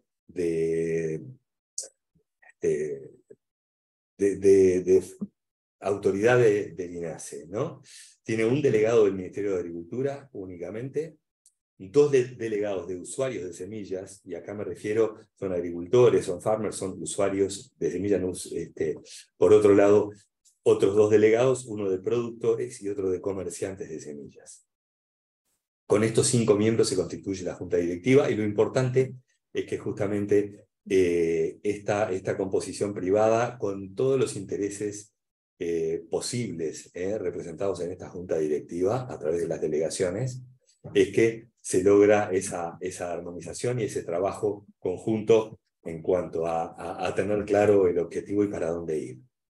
Dirección ejecutiva, que es mi rol, que es quien articulo en la junta directiva y con las áreas que tenemos, áreas técnicas, las clásicas de cualquier institución de semillas, certificación, control de comercio, laboratorio, evaluación y registro, o sea, las famosas listas, y después las áreas de soporte, que son de administración y finanzas, comunicación, recursos humanos, por supuesto asesoría jurídica, porque tenemos un rol muy importante en cuanto a lo que es el cumplimiento de la norma y al poder de fiscalización y de sanción. Entonces, ahí sí, el tema de tener una asesoría jurídica fuerte es imprescindible para nosotros. Bueno, por último, ahí tienen un contorno de nuestro país. En azul están indicados donde tenemos regionales, básicamente con especializaciones en distintos cultivos por lo que se produce en esas regiones del país. Y en los puntos naranjas tenemos técnicos destacados en esos lugares, pero no tenemos oficina propiamente dicho. Nuestro equipo son aproximadamente 60 personas, 30 hombres, 30 mujeres, aproximadamente, uno más, uno menos, con una edad promedio de 41 años, y bueno, y ahí hay una inmensa mayoría de técnicos y profesionales, justamente por este rol que tenemos en cuanto a lo que es aplicación de norma, certificación, técnicas de laboratorio, que hacen a que funcione el sistema en nuestro país. Bueno, con esto cierro y todo lo que quieran profundizar en cuanto a nuestro funcionamiento, estoy a las órdenes. Así que le damos la palabra a Fernando en este momento. Gracias, Daniel, y bienvenido, Fernando. Bueno, buenas tardes, muchas gracias, un placer estar en este seminario.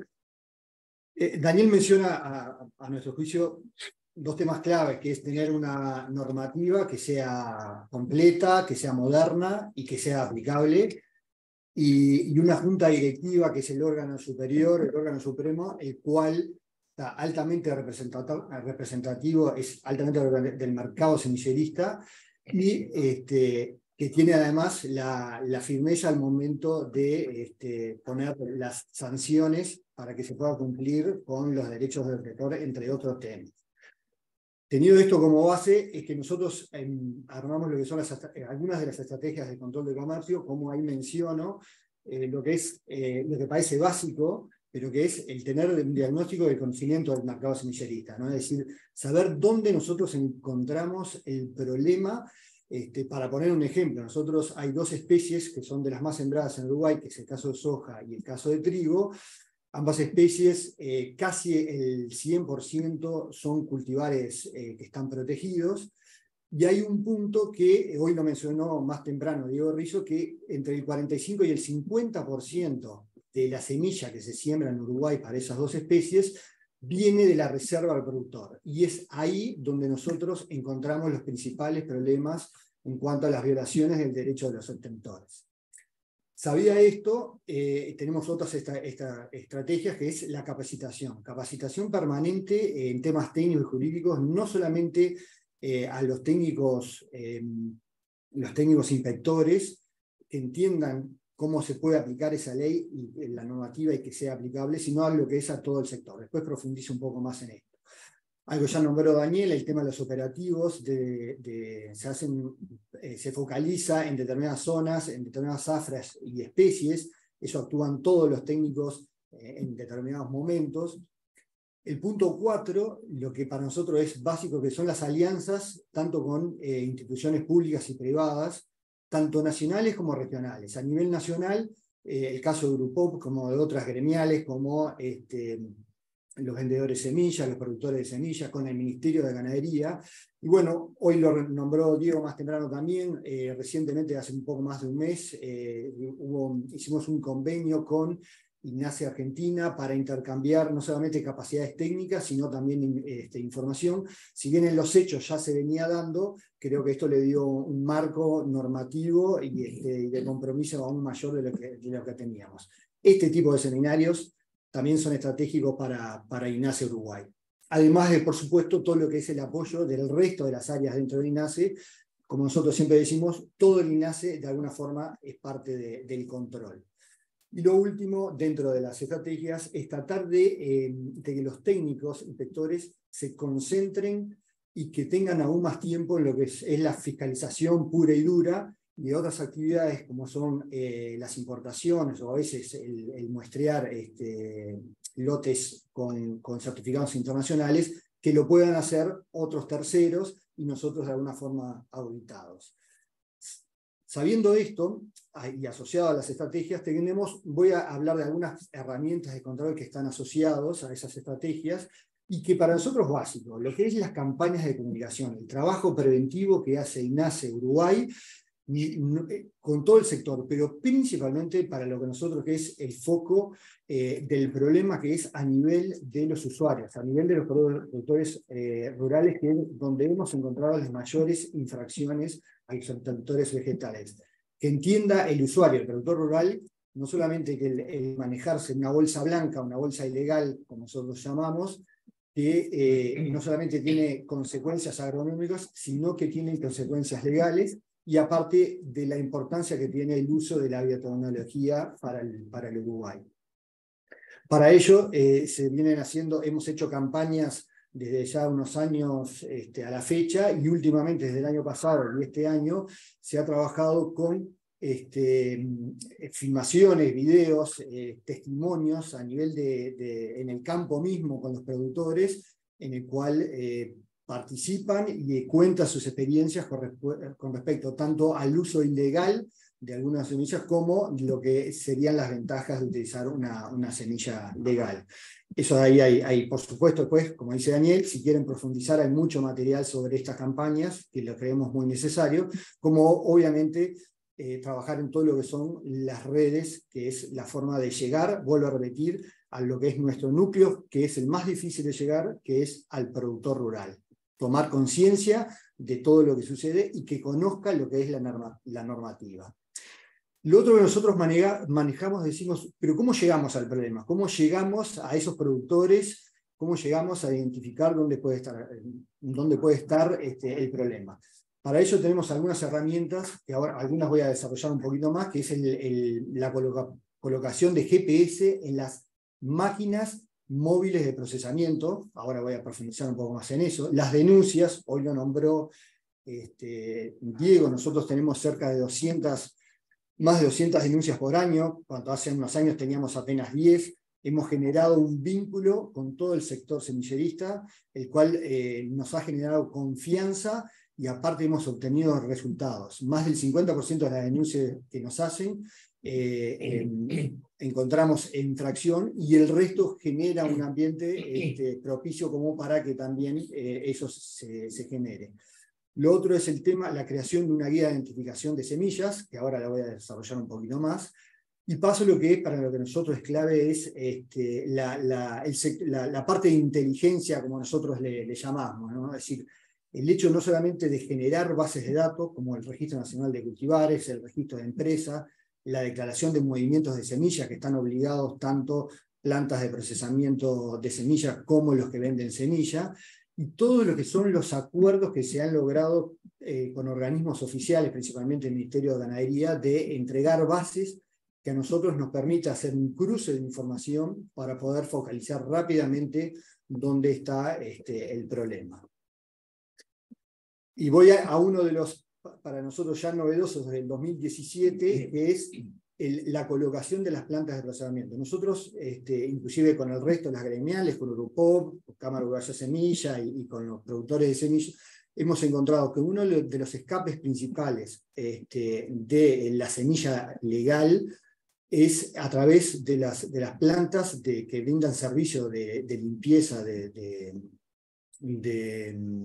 semilla y que están distribuidas en todo el Uruguay. Eso era un agujero negro, no estaba atrasado, y bueno, hace unos años pudimos instalarle ese GPS que está en el marco derecho de la foto, en el cual se autorretroalimenta y podemos después volcar esa información a un sistema y podemos hacer un seguimiento de en qué puntos, en qué lugares estuvo trabajando la máquina y con qué productores. A la vez, todos esos puntos, más otra información, es marcado en los mapas, en el Google Maps, donde nos permite ya tener un historial de qué puntos, como los amarillos, hemos estado y los corazoncitos de esos violetas, el cual vamos a estar inspeccionando. Lo otro que hoy les mencioné es el tema de la guía de identificación de semillas, es decir, nosotros tenemos trazabilidad de la que son las semillas etiquetadas, tanto certificada como comercial, pero no teníamos trazabilidad sobre esas semillas que guarda el productor.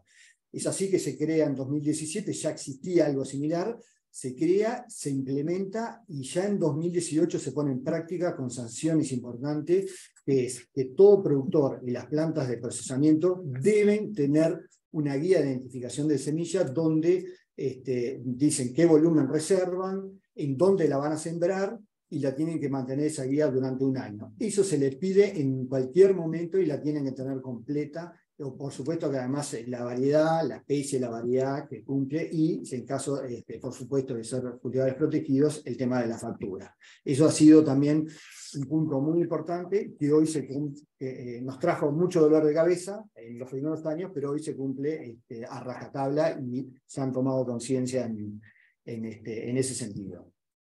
Lo otro que nos parece clave, una vez que nosotros obtenemos las muestras, obtenemos la información a nivel de productores, esas muestras, algunas de esas muestras pueden ir a lo que es verificación del campo para verificación de identidad varietal. Ahí pongo algunos datos que hemos encontrado problemas, como por ejemplo en el caso de soja, que después fuimos sustituyendo por técnicas moleculares, y sorgo en algunos casos. Pero hemos encontrado muy pocos problemas en sorgo y prácticamente ninguno en maíz y arroz. Y algo similar sucede en el caso de la cebada y en el caso del trigo. Lo otro, lo que siempre nosotros mencionamos, esto lo mencionó Diego más temprano, el acuerdo de este convenio que se hizo Grupo para generar esta técnica, implementarla a nivel de INASE Uruguay, que a partir de marzo de 2019 ya se puso en práctica, y realmente para control de comercio ha sido un antes y un después. Lo que en un ensayo de campo nos puede llevar 5 meses en poder identificar, no, decir que esa variedad no es la correcta, con las técnicas molecular podemos anticiparnos a la siembra, es decir, detectar previo a la siembra de la semilla cuál es aquella que o fue mal declarada, fue correctamente declarada, o directamente no tenía una factura, un origen legal, y ya impedir la siembra previo ha sido muy importante. Lo tenemos en soja y hoy prácticamente está en etapa de validación. Les queda muy poco lo que es, en nuestro caso, Oryza sativa, en el caso de arroz. Todas las estrategias y estas herramientas que hemos implementado nos ha significado, y estos acuerdos que hemos tenido con otras instituciones, nos ha permitido tener un aumento exponencial durante algunos años en cuanto al número de actuaciones o número de fiscalizaciones. Hoy estamos en más de 2.200, 2.300 actuaciones por año. Y si vamos a lo que es la gráfica de barra de la derecha, está representado qué porcentaje de fiscalización nosotros hacemos sobre la reserva del productor, en donde hay especies como el caso de colza, soja y cebada que son altamente porcentaje, y el resto, principalmente las forrajeras, estamos en torno al 50%, que igual consideramos que es un porcentaje de fiscalización muy alto. Medio como para ir finalizando, esto también ha generado sanciones. Como ven ahí, nosotros partíamos de prácticamente en 2016 de 8 sanciones en el año 2016, a un máximo en 2017 de 218. Acá estamos hablando sanciones de todo tipo de sanciones, no solamente la parte de las violaciones al derecho del obtentor. Pero esto creo que ha marcado unos resultados muy importantes. La Junta Directiva, como mencioné al principio, ha sido firme con las sanciones. Hubo un ajuste inclusive en el aumento del valor o de la sanción monetaria a nivel para los que son consideradas faltas graves o muy graves, como ser, por ejemplo, las violaciones al derecho del obtentor. Y bueno, ahí esa bajada explica en gran parte lo que ha sido un reordenamiento y una mayor transparencia en lo que ha sido el mercado ilegal de semillas. Si uno refleja esas sanciones, cómo se traduce en las principales infracciones, si hacemos en términos porcentuales, en un promedio de los últimos 4 años, el 14% del total de infracciones que ha concretado INASE refiere a la falta de origen legal, una falta de la factura de compra, y otro 22% relacionado a lo que es una variedad incorrectamente identificada. Creo que ha sido un trabajo muy importante en ese sentido. Después, un poco para cerrar, nosotros lo que consideramos como un diferencial para INASE es lo que mencionamos a modo de resumen, ¿no? Tener una normativa que sea moderna, que sea dinámica, que sea aplicable, la confianza y el profesionalismo que promueve las buenas prácticas, lo que tener un sector que sea articulado, que fomente esa cercanía con todas las partes, y que, por supuesto, que abre esos espacios de intercambio y de acuerdos con los intereses generales. Lo otro que es clave, la solidez técnica, la formación, el asesoramiento, estar permanentemente capacitándonos los técnicos, tener la presencia comunicativa en el sector, o sea, todo ese trabajo previo de entendimiento por parte del sector y principalmente del usuario.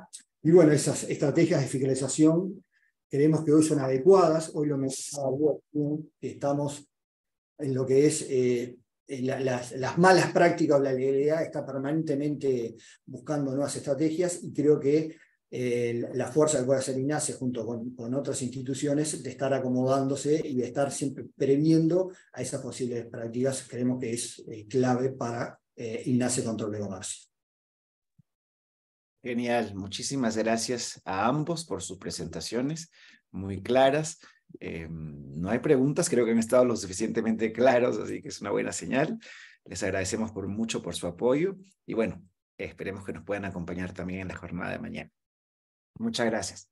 Por supuesto, muchísimas gracias a ustedes y quedamos totalmente a disposición. Están nuestros datos accesibles para cualquier consulta que haya. Gracias. Muchas gracias a ustedes. Genial, gracias. Y ahora vamos a dar la palabra a doña Yolanda Huerta. Nos da mucho gusto contar con ella hoy para el cierre del evento. Ya hemos llegado al fin del evento. Queremos darle la bienvenida. Yolanda se conecta, entiendo que desde Ginebra. Ella está en UPOF. Yolanda es nada menos que la vicesecretaria general de la Unión Internacional para la Protección de las Obtenciones Vegetales, UPOF, desde octubre del año 2023. Gracias, Yolanda, por estar aquí, y aprovecho para agradecerte a ti y a Leontino por todo el apoyo que nos han dado para la organización de este evento y contactar a los panelistas. Por favor, adelante, tus palabras. Muchísimas gracias, Alfonso Rivera, por esta introducción. Es un gran honor para mí estar con todos y todas en este importante evento. Veo el número de participantes y eso ya ilustra la capacidad de convocatoria y el interés de este tema. En ese sentido, me gustaría explicar que mi colega Leontino, por otros compromisos, no puede estar ahora con nosotros. Está apoyando iniciativas de futuros miembros del UPOF.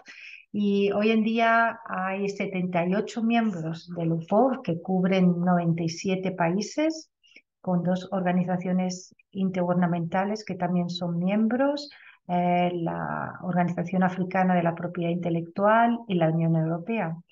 Y este evento, pues quiero agradecer justamente a la Unión Europea por fomentar este espacio de cooperación e intercambio de información en un tema que es fundamental.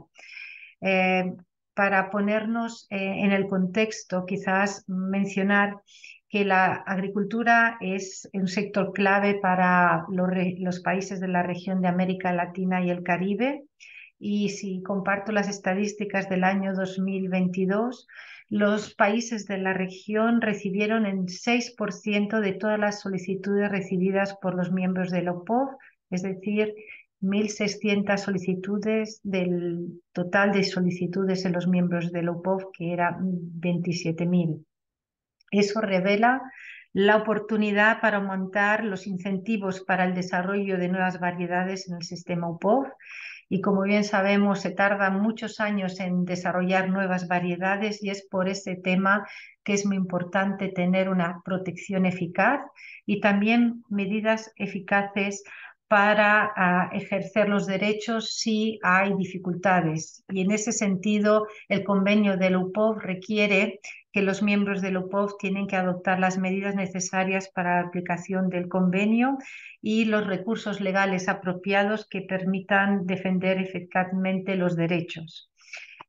En un ámbito que es tan crítico como el sector del derecho de obtentor, donde las nuevas variedades vegetales es material vivo, es decir, que solo por su propia naturaleza es muy fácil e incluso se puede realizar muy rápidamente esta reproducción ilegal.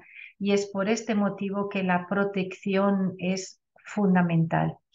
Veo por las distintas presentaciones y las experiencias que se han compartido el día de hoy que hay distintas iniciativas donde muchos de estos desafíos se buscan, ¿no? Cooperaciones entre las asociaciones de obtentores y las autoridades competentes en este tema para cooperar más y poder identificar esas prácticas que son ilegales, y es ahí también donde vemos cómo el intercambio de información es fundamental porque eso permite a los obtentores ejercer su derecho. Hemos visto también cómo pues, hay nuevos retos y desafíos, porque con las nuevas tecnologías hemos visto cómo el comercio electrónico a veces también da pie a algunas de estas prácticas ilegales o subastas ilegales. Y es ahí donde las medidas eficaces para la observancia del derecho, sobre todo las medidas provisionales, que puedan tener una actuación rápida, porque si no hay una actuación rápida, muchas veces el daño se puede llegar, esos productos entran en el mercado y después es mucho más difícil actuar. Y vemos también cómo las medidas en frontera son claves también para poder actuar de una forma eficaz. También quería compartir que esta red de expertos se está enriqueciendo con nuevos expertos. He escuchado algunas de las presentaciones que han enriquecido experiencias en otros miembros del UPOV. Recientemente hemos escuchado Uruguay, anteriormente Holanda, y eso muestra cómo es importante compartir estas experiencias. Y me gustaría simplemente recalcar que es importante comunicar mejor los beneficios que aportan las nuevas variedades a la sociedad, porque claro que es fundamental que los obtentores recuperen la inversión y puedan desarrollar nuevas variedades para de alguna forma responder a las necesidades hoy en día que son fundamentales en el contexto de la producción de alimentos, oportunidades para crear empleo en el sector agrícola, oportunidades de acceso a mercados y también, cómo no, cómo afrontar los desafíos de cómo responder a las situaciones del cambio climático y cómo mitigar estos efectos del cambio climático y vemos cómo las nuevas variedades son fundamentales para los agricultores y los productores. Si no hay medidas eficaces, nos encontramos con la situación que los que van a realmente sufrir no solo esos obtentores, pero esos agricultores que son los que se están justamente arriesgando y tienen que responder a esos desafíos. Por eso es muy importante que se comprenda, porque aquellos agricultores que están pagando las regalías para tener acceso a estas nuevas variedades también van a necesitar que les protejan cuando hay prácticas ilegales. Veo que mañana también hay un día muy interesante que van a tener también a distintos expertos que van a enriquecer los debates sobre este tema y es por eso que les deseo al final de esta jornada del día de hoy pues seguir un poco el intercambio y continuar con un evento con mucho éxito en el segundo día de la jornada de mañana. Aquí en la UPOV, la Secretaría del UPOV, estamos apoyando a distintas iniciativas y será un placer continuar colaborando con todos y con todas ustedes. Les deseo un feliz fin de jornada hoy y mucho éxito en la jornada de mañana. Muchísimas gracias, Yolanda, por tus palabras. En efecto, esperamos mañana a todos los participantes. Como bien has dicho, hay una jornada interesante. Tenemos expositores de España, de Bélgica, de Perú, de Colombia, de Brasil, de México, de Argentina, que vamos a seguir hablando de estos temas. Y entiendo que uno de los temas importantísimos que tú has mencionado se hablará mañana, que es medidas en frontera. ¿Cuánto se puede hacer a nivel de aduanas para proteger a las variedades vegetales, ¿no? Así que lo esperamos todos el día de mañana. Un agradecimiento especial a todos los expositores. Lo han hecho muy bien, de manera desinteresada, han invertido tiempo para estar aquí hoy con nosotros y compartir sus conocimientos. Les agradecemos mucho y nos vemos el día de mañana. Una buena tarde.